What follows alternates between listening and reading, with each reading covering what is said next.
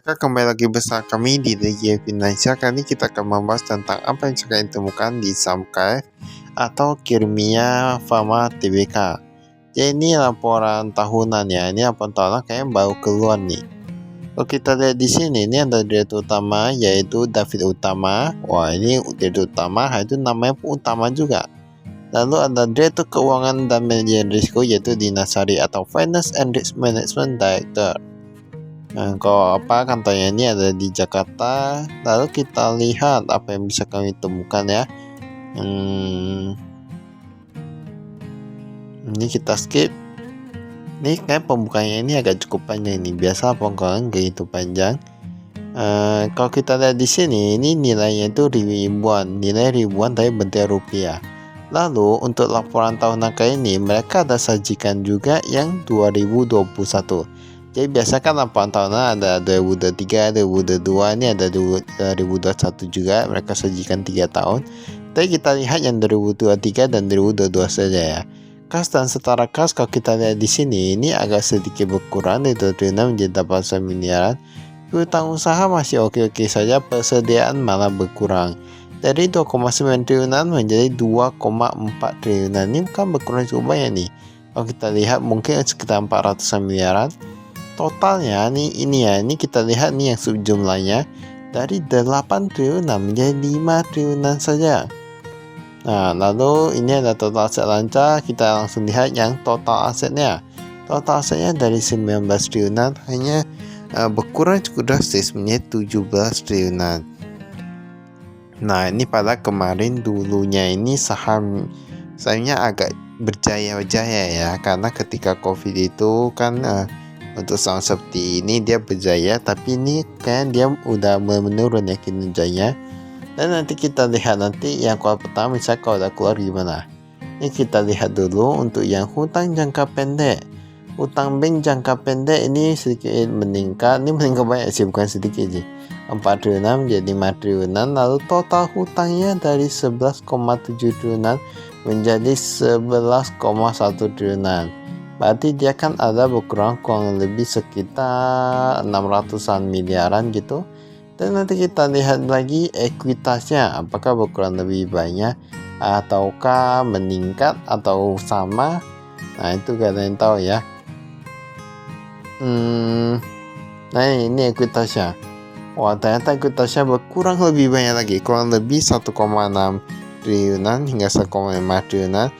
Ini artinya gimana ya? Ini mungkin penghasilannya ini dia rugi. Nah, ini saya rugi sih ini untuk laporan tahunan kali ini.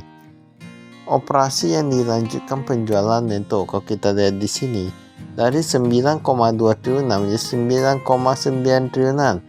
Pada pendapatan meningkat, tapi kalau kita lihat di sini ada rugi usaha sekitar 1,5 triliunan. Wah, kita langsung cek penyebabnya apa, karena beban pokok penjualannya itu meningkat cukup banyak dari 5,4 triliunan sekarang menjadi 6,8 triliunan. Ini yang perlu kita waspadai. Lalu ada rugi tahun berjalan dari 126 miliaran menjadi 1,8 triliunan. Itulah yang selalu kami tekankan gimana ya. Perusahaan itu memang kita perlu lihat juga pangsa pasarnya, kondisi ekonominya, dan juga bagaimana manajemennya. Jadi semua itu penting. Kalau semuanya oke, penjualan bisa meningkat, tapi yang lain itu agak kurang, ya otomatis perusahaan yang bagus pun bisa jadi tidak bagus ya. Ini ada laba tahun berjalan ke pemilik entitas induk dari minus 190 miliaran sekarang menjadi rugi 1,4 triliunan. Nah, jadi berhati-hati sebelum berinvestasi saham. Dan nanti kita lihat dulu ya apa yang saya tentukan. Tapi persediaan pun berkurang loh tadi. Persediaan berkurang cukup banyak juga tadi. Penerimaan kas dari pelanggan, oke. Nah, ini kita lihat dulu.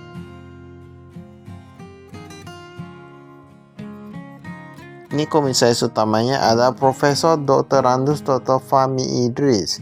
Nah, ini sama, yang berubah ini cuman yang apa nih, yang komisaris ya. Dulu gak ada Darwibowo, sekarang jadi ada. Kemudian ada direktur utama yaitu David Utama.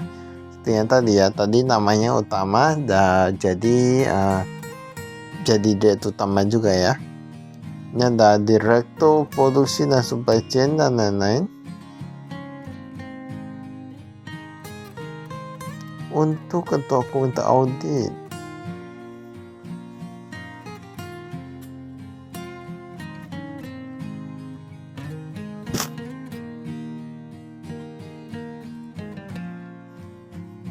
ini kita skip ya.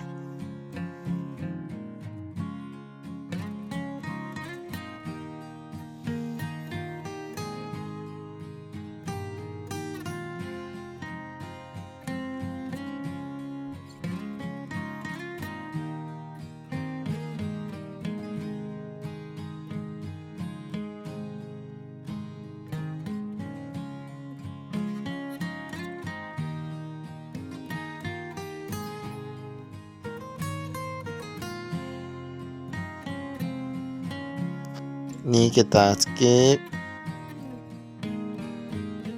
Saya menurut kami ya, ibaratnya kalau yang Kimia Farma ini seharusnya perusahaannya bisa bagus sih, tapi ini kurang tahu mengapa bisa tuh. Nanti semua hal itu seharusnya ada penyebabnya. Nanti kita lihat apa penyebab sebenarnya ya.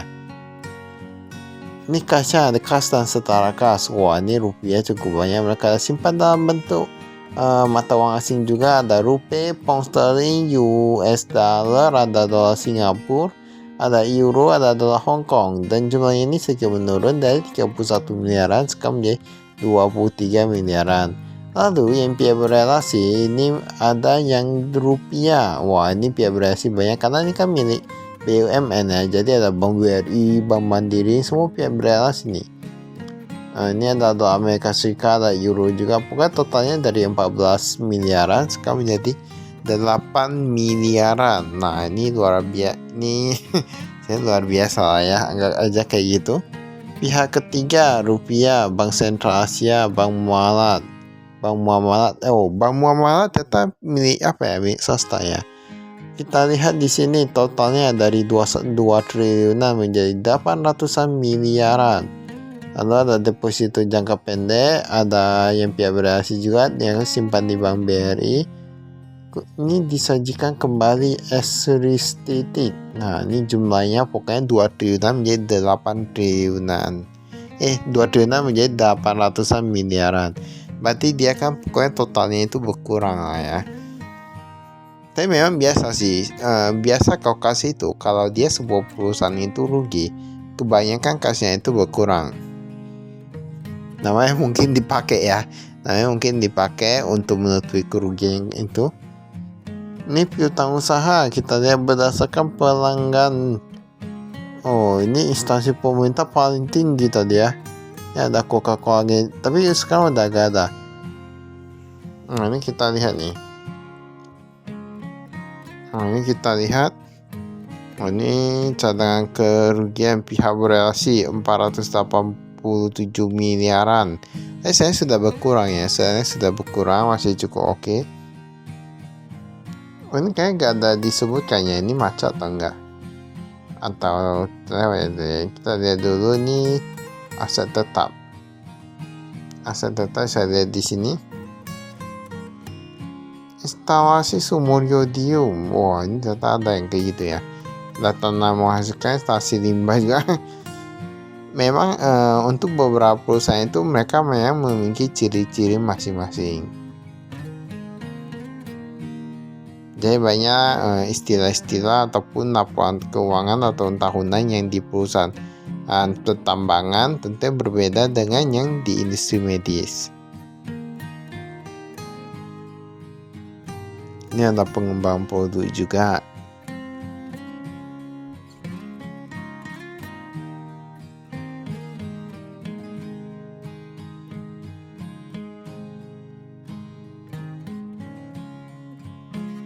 Ini penjualannya itu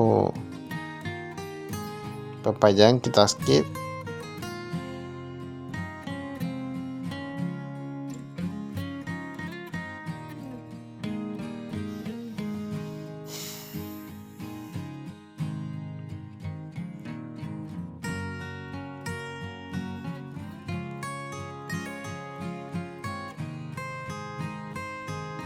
Ini utang bank jangka pendek ya.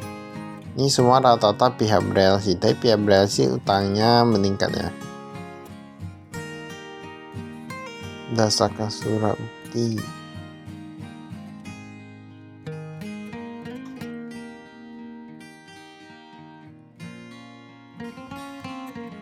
Saya ini untuk laporan tahunannya termasuk panjang loh. Jika dibandingkan dengan biasanya. Nah, di sini ada utang usaha. Kalau kita lihat di sini, utang usahanya ini ada kepada pihak berelasi juga. Oh, ini ada ke PT Telkom, Indofarma, Bio Farma. Wah, ini semua rata-rata ada ini ya. Ini berdasarkan umur. Oh, ini utangnya ini kayaknya agak cukup macet ini ya. Lebih dari 150 hari, nah ngeri gak? Bahkan dia meningkat menjadi 138 miliaran. Apalagi yang piutangnya, memang biasa perusahaan BUMN itu memang dia kan sebuah perusahaan besar, jadi memang ada utang, ada piutang. Nah, tahu-tahu sendiri yang kayak gitu. Berdasarkan pemasukan ini ada distribution financing meningkat dari 53 miliaran menjadi 190 miliaran.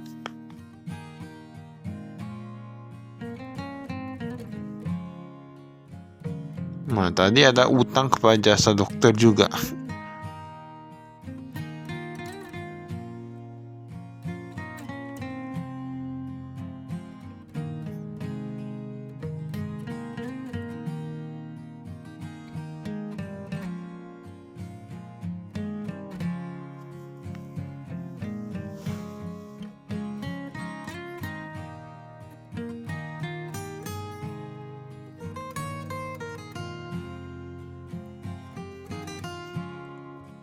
Ini dia beta simpan kerja.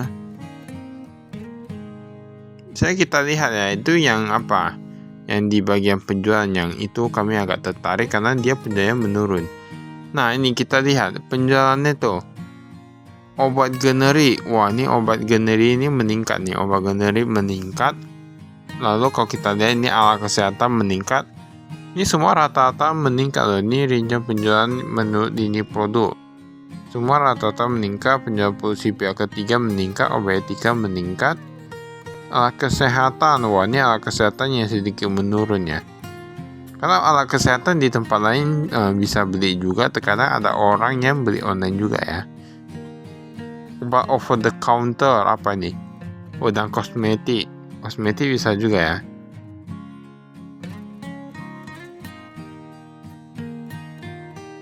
Ini beban penjualan. Nah, ini meningkat. Wah, gajinya meningkat nih. Gaji meningkat, pemeliharaan bangunan meningkat. Komisi marketing. Wah, ini komisi marketing ini meningkat dari 90 miliar menjadi 132 ya tadi ya. Padahal perusahaan lagi rugi, tapi komisi marketing bisa meningkat. Pendapatan lain-lain kalau kita lihat di sini. Nah, inilah. Ini mereka yang buat rugi banyak juga. Ini yang diretur obat COVID. Dulu gak ada, sekarang jadi ada 100 miliaran. Itu sebenarnya kemana sih? Penurunan nilai goodwill 26 miliaran. Oke lah, mungkin itu misalnya uangnya memang gak ada atau gimana ya. Hasil lelang aset tetap jadi rugi. Ini lelang-lelang ini sebenarnya pun perlu dilihat juga sih. Karena kan gak ada yang tahu.